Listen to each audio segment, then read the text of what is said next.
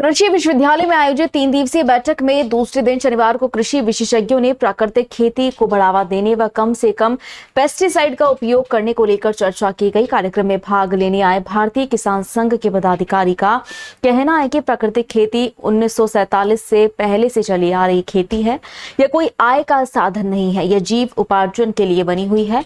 और वहीं दूसरी ओर जब किसान आत्मनिर्भर होगा, खेती में केमिकल का उपयोग नहीं करेगा, उसे बाहर से कोई चीज खरीद कर खेत में नहीं डालनी पड़ेगी। ऐसे में खेती की लागत कम होगी और किसान आत्मनिर्भर बन जाएगा।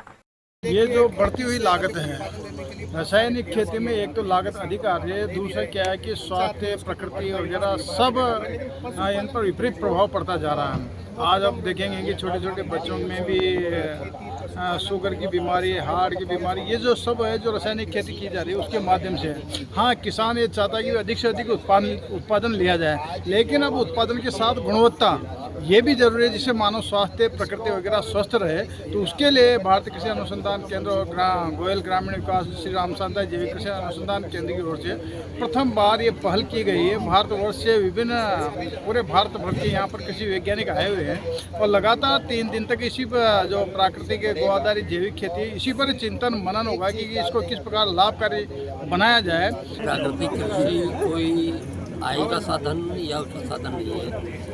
ये जिस प्रकार 1947 में भारत राजनीतिक रूप से स्वतंत्र हुआ, लेकिन किसान प्रतंत्र है, जुताई के आधार पे, खाद के आधार पे, पेस्टिसाइड के आधार पे। तो ये एक किस्म से प्राकृतिक कृषि भारत की कृषि की स्वतंत्रता है, यानी कि आत्मनिर्भर किसान, आत्मनिर्भर कृषि और आत्मनिर्भर ही भारत बनेगा। तो उसके लिए प्राकृतिक या जैविक कृषि यही बहुत ही आवश्यक है।